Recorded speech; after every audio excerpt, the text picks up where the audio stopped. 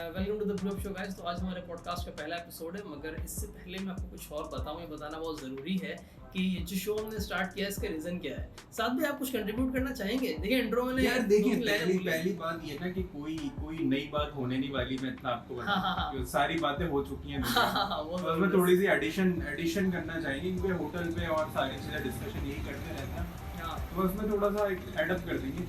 अच्छा, मुझे पर्सनली ऐसा लगता है कि जो हमारे जो टॉपिक्स ऑफ डिस्कशन होते हैं आमतौर पर सोशल मीडिया पे और दीगर जगहों पे, वो बेसिकली जिस तरह आपने बोला कि एक सर्किल है, उसमें सब टॉपिक्स पैक हुए हैं। फॉर एग्जांपल महंगाई हो रही है, ठीक है, हालात खराब है, जॉब नहीं मिल रही, ठीक है, बच्चे रो रहे हैं, बच्चे नहीं संभल रहे, बच्चे ज्यादा पैदा हो रहे हैं, आ रही समझ, ये वाले तो रो रहे हैं ना, तो रो रहे हैं, कम हो रहा तो भी रो रहे हैं, नहीं हो रहा वो भी रो रहे हैं। अल्टीमेटली कहने का मकसद ये है कि हमारा एक सर्किल में पैक्ड है हम लोग मेंटली तौर पे, और हमें जो है उसको ब्रेक करने की जरूरत है। वो ब्रेक कैसे होगा? वो ब्रेक होगा बुक्स के साथ, जो मुझे लगता है किताब और कुछ कंट्रीब्यूट करेंगे आप अगर चाहें तो। देखिए ये तो बड़ी आपने खतरनाक बात कर दी ना, क्योंकि किताबें हम एकेडमिक्स के अलावा तो पढ़ना पसंद ही नहीं करता, उल्टी मार देते हैं और हम तो मेरे नहीं ख्याल के मुनासिब है किताबों के बारे में बात करना, लेकिन हम करेंगे क्योंकि जो चीजें मुनासिब नहीं है, अब आप देखें ना कि हमने जो चीजें एथिकल करती हैं वो चीजें नॉन एथिकल है। हाँ, कैसे? ठीक है, कैसे? अब फॉर एग्जांपल अगर आपने कभी किसी बच्चे को यहाँ पे ये ग्रीन लाइन ट्रेन चल रही है अल्हम्दुलिल्लाह कराची, हाँ, अरे माशाल्लाह, उसमें कभी आपने देखा कोई बंदा किताब गलती से खोल के बैठा? नहीं यार, हाँ चिंची में मैं मानता हूँ बच्चे पढ़ते हैं, मौका तो मिलता है ना। हाँ। आप डॉक्टर के पास चले जाएं, आप किसी गवर्नमेंट इदारे में चले जाएं जहाँ वेट करना पड़ता है, आपने कभी किसी को नहीं देखा कि कोई किताब हाथ में होगी उसकी? कभी देखा आपने? तो ये थोड़ा सा हमारा एक वो भी है ना कि अच्छा, ये दो चीजें हैं। एक तो हमने किताबों को बोर्डम के साथ जोड़ दिया है, जो मैं पर्सनली समझता हूँ एक बड़ा फैक्टर है।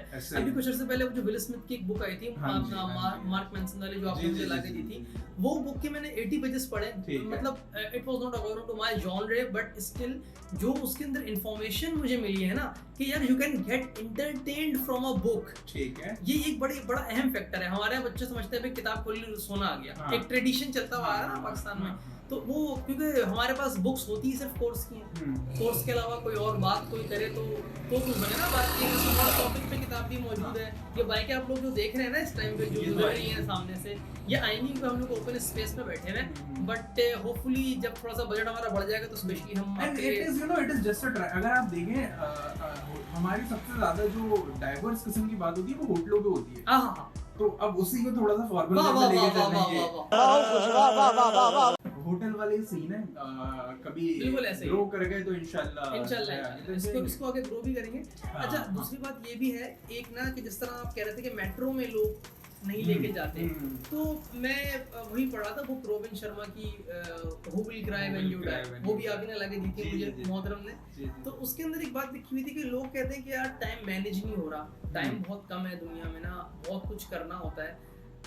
उसके अंदर एक पॉइंट था कि भाई जो आपका कम्यूट का टाइम होता है ना, जो ट्रैवलिंग का टाइम होता है, वो टाइम आपका एक तरीके से ब्लैंक वेस्टेज होता है। अगर आप खुद नहीं चला रहे हैं गाड़ी, फॉर एग्जांपल आप पब्लिक कम्यूट में जा रहे हैं, ऑफिस की बस में जा रहे हैं, तो कहने का मकसद ये कि आप उस टाइम पे जो है वो बिल्कुल अपना टाइम बस निकाल रहे होते हैं। तो that is a very good time that you can consume while studying books, while reading books about life, about philosophy, about critical thinking. अब ये बोलो ना, ये लफ्ज बोलो क्रिटिकल थिंकिंग, ये हमारे सिखाई नहीं जाती।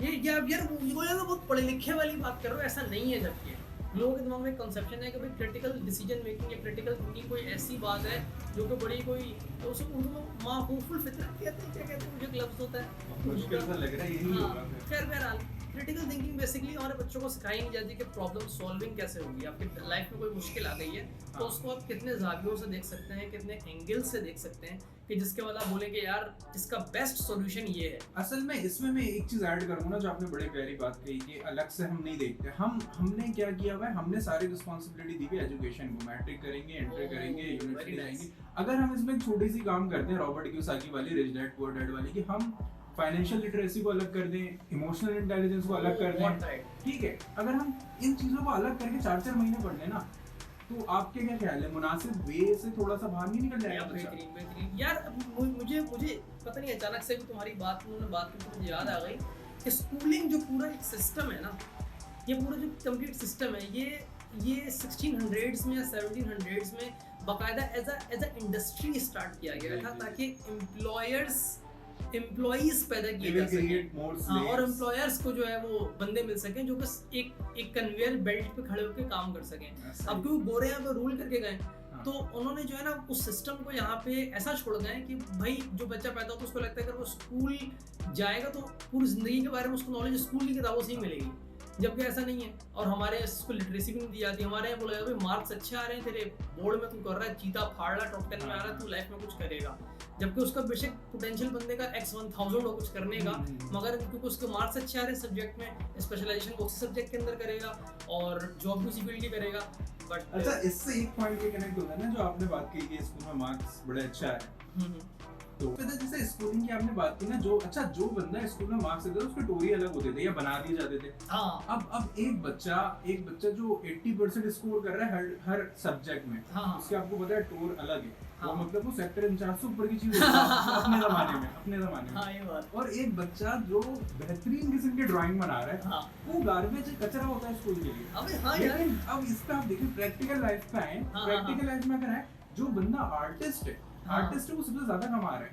भाई सबसे ज्यादा कौन कमा रहा है? प्राइवेट जॉब वाले नहीं, गाना गाने वाले, ठीक है, पेंटर, आर्टिस्ट। आर्ट से मुराद ये है वो चीज जो कि नॉन इंजीनियरिंग है, बिल्कुल, ठीक है, उसमें फनून लतीफा समझ लो, यानी कि या फिर आप ये समझ लें कि ऐसी चीज जैसे हमारी मेन स्ट्रीम एजुकेशन जो है ना वो फोकस नहीं कर रही है। कहने का मकसद ये है सिर्फ ड्राइंग नहीं है आर्ट के अंदर, अल्टीमेटली आर्ट के अंदर बहुत सारी चीजें, अगर if you see everything around you is art. ये मोबाइल ये डिजाइन किसी आर्टिस्ट ने ही किया, इसके सर्किट बोर्ड है ये किसी आर्टिस्ट ने डिजाइन। आईफोन डिजाइन की वजह से तो मशहूर है अपने, आईफोन बिकता ही अपनी शेप की वजह से, उन्होंने सिर्फ चेंज नहीं किया, पता नहीं कितने मॉडल निकाल दिए आईफोन। और इसमें तो वो भी था ना कि स्टीव जॉब्स का, पता नहीं ये सही है गलत है, कि स्टीव जॉब्स ने जो शुरू के आईपॉड थे वो पानी में डुबा दिए थे, उसमें से जो बबल्स निकल रहे थे, वो कह रहे थे ये गैप क्यों है इसमें से, इसको भी फिल कर, मतलब वो टेक्नोलॉजी के अंदर के बारे में इतनी सोच है। एक और कंट्रीब्यूशन ना इस हवाले से, स्टीव जॉब्स वाली बात के हवाले से और आर्ट के हवाले से, वो ये है कि जब यार हवा कितनी एस्थेटिक है, खैर तो नहीं ये एक अलग बात है कि हमने माशाल्लाह जगह अच्छी बनाई हुई है। खैर मैं कुछ स्टीव जॉब्स के बारे में बता रहा था। स्टीव जॉब्स का सीन ये था कि जब उसने मतलब before coming back and starting Apple, उस टाइम पे उसने जो लेटर्स होते हैं ना और लेटर्स के दरमियान जो कैलीग्राफी की जाती है उनके दरमियान एक सर्टेन गैप रखा जाता है for the need of aesthetics.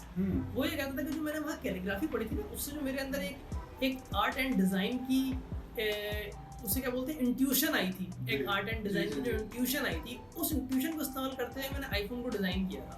तो आपको नहीं पता होगा कि आपके ब्रेन में कौन सी आपने चीज लर्न करी होती है और वो कहाँ जाके कनेक्ट हो होती है। इन्होंने तो बड़ी फिलॉसफी दी थी कनेक्टिंग द डॉट्स वाली, जो आपने पढ़ी होगी, वो नेक्स्ट लेवल की